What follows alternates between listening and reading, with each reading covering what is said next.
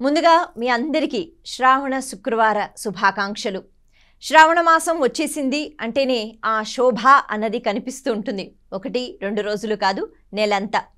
శ్రావణ మాసం అంటేనే కేవలం శ్రావణ శుక్రవారాలు అని కాకుండా శ్రావణ శనివారాలంటూ, సోమవారాలంటూ, మంగళవారాలంటూ ఇలా మన ఉపాసన అన్నది మరింతగా పెరుగుతూనే ఉంటుంది. కాకపోతే విశేషం అంతా కూడా ఎక్కువగా ఈ శుక్రవారాల్లో ఉంటుంది. శ్రావణ శుక్రవారము అన్న వెంటనే మనకి లక్ష్మీదేవి స్వరూపం కనిపిస్తూ ఉంటుంది. లక్ష్మీదేవిని కొలుచుకుంటూ ఉంటాం. అయితే ఈ లక్ష్మీదేవిని కొలుచుకోవడము అంటే ఏమిటి? కేవలం డబ్బు కోసమా? లక్ష్మీదేవి అంటే కేవలం ధనం మాత్రమే మనకి ఇస్తుందా? లక్ష్మీదేవి అంటే ఎటువంటి అనుగ్రహాన్ని ఇస్తుంది? లక్ష్మీదేవిని మనం ముఖ్యంగా ఇటువంటి అద్భుతమైన తిథుల్లో ఈ రోజుల్లో ఏం కోరుకోవాలి? ముందుగా మనం ఒక విషయం తెలుసుకోవాలి. లక్ష్మి అంటే కేవలం ఆవిడ కాసులు కురిపించే తల్లి కాదు. సర్వ లక్షణాలు మనకి అందించే లక్షణ శక్తి కలిగిన పరబ్రహ్మ స్వరూపిణి.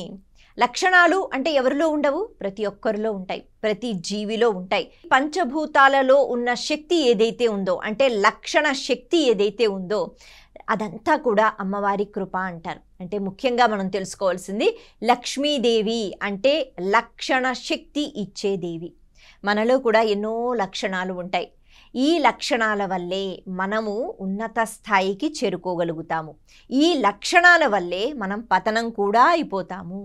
మరి ఎటువంటి లక్షణాలు అన్నవి మనకి ఉండాలి? అటువంటి లక్షణాలు ఉండాలి అని మనం ఈ మహాలక్ష్మిని కోరుకోవాలే కానీ మనం పదే పదే కేవలం డబ్బు కోసమే మాత్రము అమ్మవారిని ఆరాధించకూడదు అన్న విషయం ప్రప్రథమంగా మనం తెలుసుకోవాలి. శ్రావణ శుక్రవారము అన్న వెంటనే అమ్మవారి ఆరాధన. అయితే వరలక్ష్మీ వ్రతం అని కాకుండా ప్రతి శుక్రవారం కూడా మనం లక్ష్మీదేవి ఆరాధన చేస్తూ ఉంటాం. ఇలా లక్ష్మీదేవి ఆరాధనలో కేవలం ధనము, సంపద అడిగితే, అంటే బాహ్య ప్రపంచంలో ఉపయోగపడే ఆ సంపద అడిగితే నిజంగా మనం తరించిపోతామా? లేదు. మనలో ఉన్న లక్షణాలు ఏవైతే ఉన్నాయో, అది దానగుణం కావచ్చు, మనకున్న సత్ప్రవర్తన కావచ్చు, విద్య కావచ్చు. కాబట్టి సర్వ లక్షణాలకు కారణమైన లక్షణ శక్తి ఏదైతే ఉందో ఇది లక్ష్మీదేవి అన్న విషయం మనం గ్రహించాలి. ఇక ఇంకొక మాట మనకి చెప్తూ ఉంటారు, పరబ్రహ్మ స్వరూపం యొక్క శక్తులు ఏ ఏ రూపాలలో ఉంటాయి అంటే చాలా రూపాలు, విభిన్న రూపాలు. కానీ ప్రథమంగా మనం ఒక 3 గురించి మాట్లాడుకుంటే అది జ్ఞానము, అలాగే క్రియ, అలాగే బలము అని చెప్తారు. మనము ఎప్పుడూ లక్ష్మీదేవిని ఏం అడగాలి అంటే, తల్లి మా క్రియ అంటే మేం చేసే పని, ప్రతి కర్మ ఏదైతే ఉందో ఇది జ్ఞానంతో కూడుకున్నదై ఉండాలి. జ్ఞానము అన్నది ఒక శక్తి, క్రియ అన్నది ఒక శక్తి, అలాగే బలం అన్నది కూడా ఒక శక్తి. ఈ 3 శక్తులు మరి ఎవరో కాదు, లక్ష్మీదేవి అందిస్తుంది. కాబట్టి మనం చేసే ప్రతి కర్మ, ప్రతి క్రియ ఇవన్నీ కూడా జ్ఞానంతో ఉండాలి, అంతే కదా. ఏ పని చేసినా జ్ఞానంతో చేస్తే మనం బాగుపడతాము, అవతల వాళ్ళకి కూడా కేవలం ఆనందాన్ని ఇస్తాం. ధర్మం పాటించాలంటే, సత్యమే చెప్పాలి అంటే చాలా ఓర్పు, సహనం ఉండాలి. ప్రతి చిన్నదానికి చలించిపోయే స్వభావం ఉంటే, ప్రతి దానికి ఓర్పు లేకుండా, సహనం లేకుండా ఎప్పుడూ కోపంతో అరుస్తూ ఉంటే, నాకు ఏదో కావాలి అని ప్రతిసారి కూడా మనం అలా బాహ్య ప్రపంచంలో కనిపించిందంతా నాకే కావాలి అని అనుకుంటూ ఉంటే, ఇక తృప్తి అన్నది లేకపోతే ఆనందంగా ఎప్పుడు ఉంటాం? ఉండలేం. ఈ క్రమంలో ఒక్కొక్కసారి ధర్మాన్ని తప్పుతూ ఉంటాం.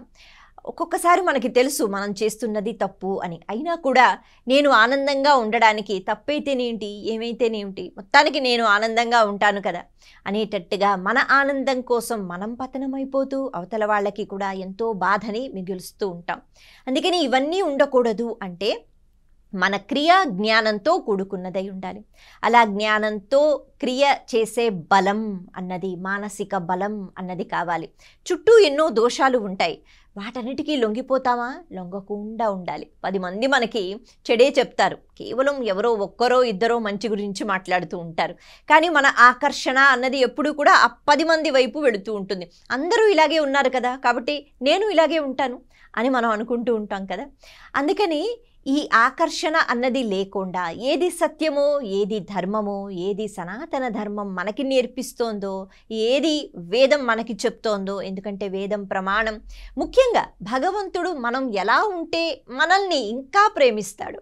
భగవంతుడికి ఎప్పుడు ఎటువంటి అంటే పేదవాడు, గొప్పవాడు, తెల్లగా ఉన్నాడు, నల్లగా ఉన్నాడు అనే భావాలు ఉండవుగా. మనం అందరం కూడా భగవంతుని యొక్క బిడ్డనం, పరబ్రహ్మ స్వరూపం యొక్క సృష్టిలోంచి వచ్చిన వాళ్ళం. అటువంటప్పుడు పరబ్రహ్మ స్వరూపం మురిసిపోవాలి అంటే, లక్ష్మీదేవి మురిసిపోవాలి అంటే, ఎప్పుడు మన పక్కనే కూర్చోవాలి అంటే మనమేం చెయ్యాలి? మనము మనకున్న లక్షణాలను సద్వినియోగం చేసుకోవాలి. అప్పుడు అమ్మ మురిసిపోతుందట. ప్రతి ఒక్కరికి ఒకే లక్షణం ఉంటుందన్నది లేదు. కొంతమంది చక్కగా మాట్లాడతారు, కొంతమంది చక్కగా పాటలు పాడతారు, కొంతమంది ఇంకేవో చదువులు చదువుకుంటారు, రకరకాలుగా ఉంటాయి కదా. కానీ ప్రతి ఒక్కరికి కూడా ఏదో ఒక శక్తి, ఏదో ఒక లక్షణం అన్నది ఉంటుంది. ఆ లక్షణాన్ని మనం ఉపాధిగా చేసుకున్నా చేసుకోకపోయినా మన లక్షణాల ద్వారా, ఇంకా చెప్పాలి అంటే ఇంద్రియాలు, ఈ ఇంద్రియాలకి శక్తి అంటే కళ్ళు ఉంటాయి, కానీ చూసే శక్తి ఏదైతే ఉంటుందో అది ఈ కన్నుకి ఉన్న లక్షణం. కన్ను ఉంటుంది, బయట నుంచి కనిపిస్తుంది, కానీ చూపు దృష్టి లేకపోతే ఆ కన్ను వృధా కదా. ఈ ఇంద్రియాలలో శక్తి ఏదైతే ఉందో, అంటే పంచేంద్రియాలలో శక్తి ఉంది కాబట్టి అవి పనిచేస్తున్నాయి. అవి ఆ పంచేంద్రియాలకున్న లక్షణ శక్తులు. మరి ఇవన్నీ ఎక్కడి నుంచి వచ్చాయి అంటే మళ్ళీ ఇవన్నీ కూడా లక్ష్మీదేవి యొక్క అనుగ్రహం. అందుకే మనలో ఉన్న ఇంద్రియ శక్తిలో ఉన్న లక్షణాలు ఏవైతే ఉన్నాయో, ఈ లక్షణాల ద్వారా వీటిని సద్వినియోగం చేసుకుంటూ ఎప్పుడూ ధర్మం వైపు వెళ్ళాలి తల్లి అని మనం లక్ష్మీదేవిని కోరుకోగలగాలి.